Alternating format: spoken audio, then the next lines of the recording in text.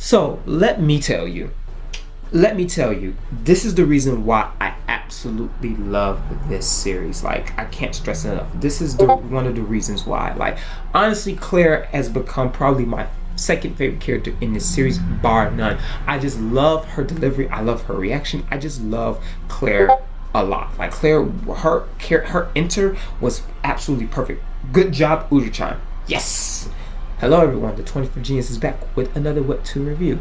If you like this video, make sure you leave a like and subscribe. If you have anything to say about it, make sure you leave a comment. And if you want to join the amazing world in which I live in, which is still small, but I still would like you to join anyway, there's a Discord down below. With that being said, thank you for watching. Let's enjoy the video. So today, I'm going to be talking about Unordinary, the current chapter, which I'm going to be honest with you, I forgot.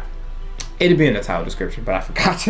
And honestly, it's really just about Claire. And I really want to take this time to really focus on Claire because that's really all to focus on. So the reason why she was so good to me is because I really thought Claire would be very traumatized from the events that happened with John.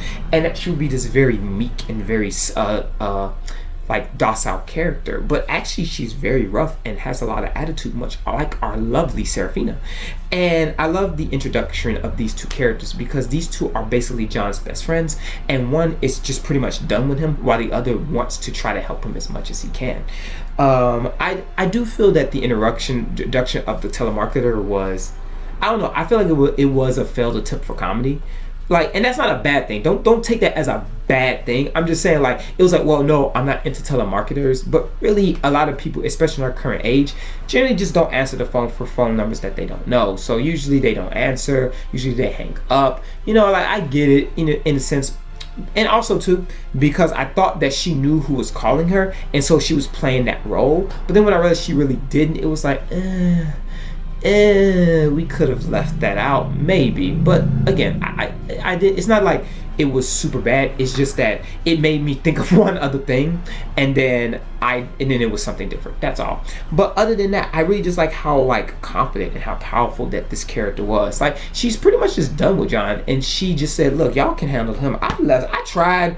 I failed. I'm done. Blah blah blah." But what I also like too is that she is very sassy, and Seraphina hit it right too. She's very, very blunt, much like myself, which is probably why I resonate to her so well, because I'm very blunt. I really don't hide a lot of things from myself or from other people, and definitely that is the case here, where she's like, "You are high tiers and y'all can't handle him. Y'all pathetic. Sit down."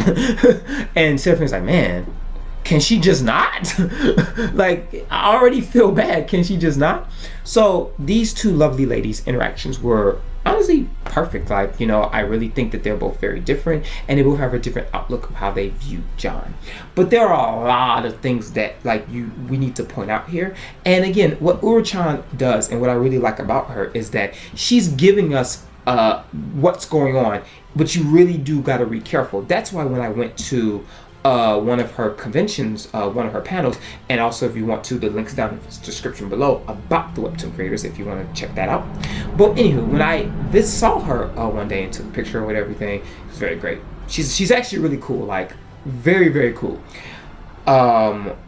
To be truthfully honest with you, she did say, like, to when one person asked her a question, she said, if you go back and read, you probably find a lot of information. So that's kind of the hint right there. If you just keep reading and really paying attention, you'll find out a lot about this series, even stuff that you really just didn't know.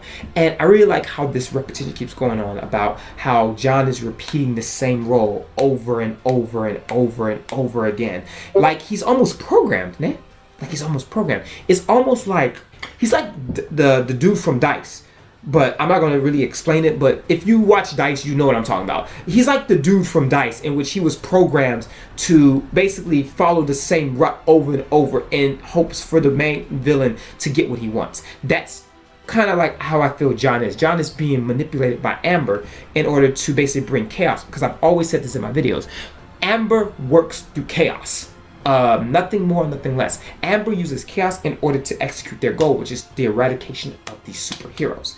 And basically through chaos they're able to flourish and develop, because now the school is in such chaos, Amber can really much do whatever they want. It's a very smart and intelligent guerrilla war tactic from Amber, because while they know that they can't handle the simple powers, again, it's much like the dude who kidnapped who got John under control, is what he said. You mess with the mind, you can do anything you want. And that's how he got John. He got him in his mind. So really what Amber's doing is this really amazing mind game.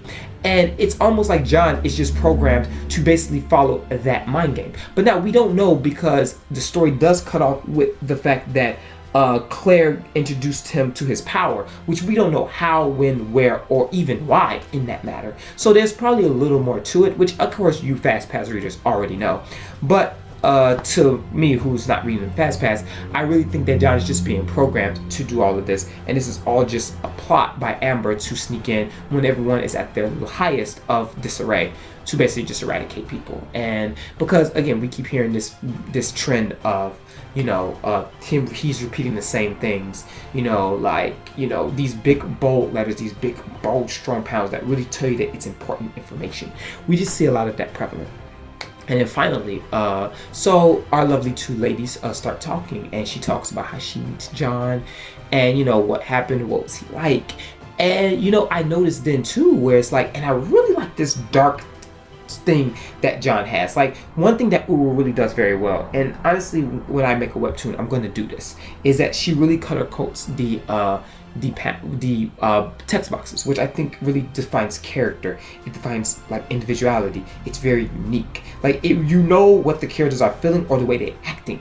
And I love the darkness that John has, because Dark has these dark panels even when he wasn't like much of a butthole. Like, and it just really makes me wonder, like, what type of character, what type of person is he? Because I think he's very dark and twisted. And the panels really helped me to really extrapolate and explain that point. All in all, this was absolutely a fantastic chapter. Again, it's just, Unordinary just keeps giving us fire chapters, and you know, I just can't wait for the real truth to happen so I can make a video about it and I can share it with you lovely people who watch my videos. And that is my video. I hope you like Unordinary. Let me know what you think in the comments below about it if you get this far in the video. With that being said, I thank you for watching and listening to my crazy self. And with that being said, I'll see you next time.